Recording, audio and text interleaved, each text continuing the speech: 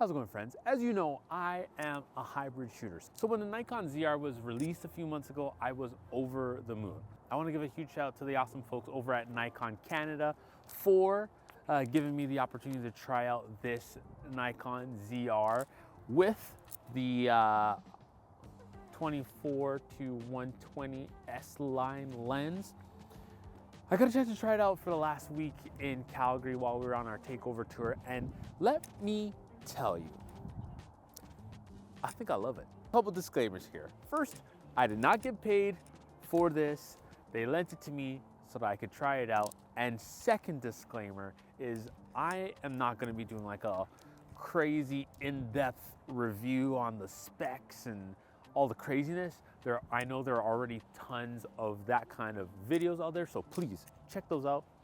My guy Kofi did a fantastic job. I'll link that right here of how great this camera performs. I just want to talk about how easy it is to use. Because this is a loaner, as you can see, it's a pretty bare bones setup, right? No cage, nothing crazy.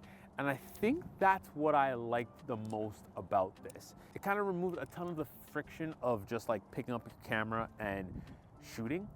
And what I really enjoyed about this was that it just made everything so easy. So in comparison, my normal hybrid camera is a Sony a7 IV.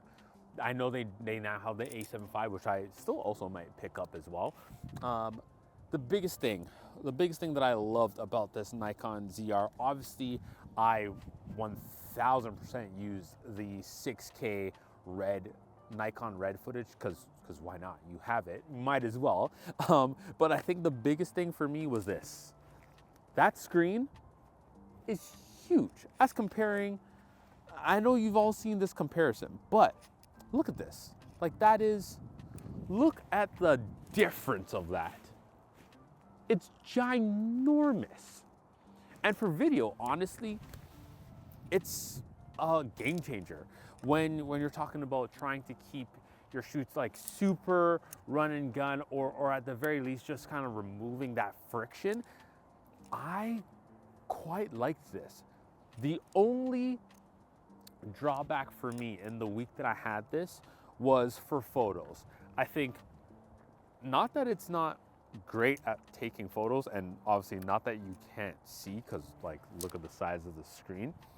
I think I'm a little old school in terms of just having the ability to have a viewfinder up top to kind of really, you know, get in depth with your photos. I think I would really appreciate that, but by no means was it a deal breaker, because the photos came out fantastic. I shot in Nikon's RAW for photos, and same thing for video. I was shooting 6K 24 frames per second, obviously to get that nice natural motion. And also I tried some slow motion as well with their 6K and 4K 60 frames per second. If I could change anything, I think on here, I would love like a little bump in the grip there, and see it's actually quite flat. I don't have big hands by any means, but I would, just to be able to kind of get a better grip on it, that would be awesome. And I know the big thing that everyone has been talking about is storage.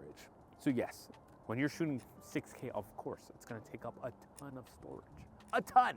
That might be one drawback, but honestly for myself, I really didn't feel the storage limits as much. Obviously, when you're shooting games, you're really doing spurts of clips. You're not shooting for a prolonged or extended period of time. You're kind of taking like 30-second shots here and there, as opposed to if you were shooting a sit down talking head at 6K, obviously you're gonna run out your storage pretty quickly.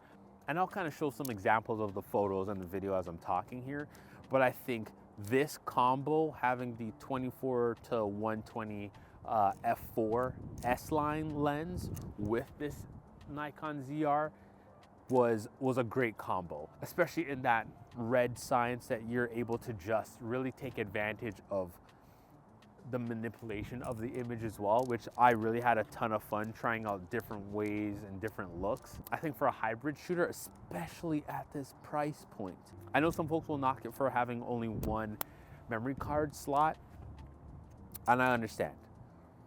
Having dual card slots is great, but I have also had both cards get corrupted. So it's more of a fail-safe, not necessarily a guarantee.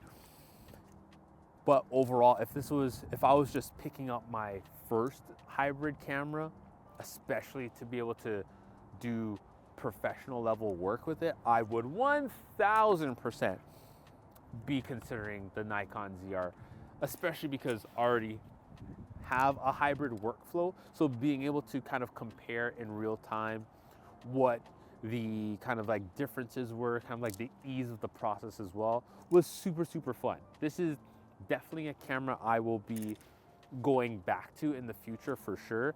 Obviously, and I totally forgot to mention it already having in-body 32-bit float recording.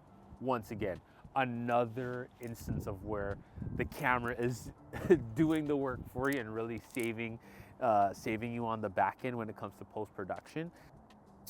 If you are a hybrid shooter, this is definitely a camera that you should seriously consider because of the capabilities, the quality of the image that's coming out of it, and of course, we all got bills to pay.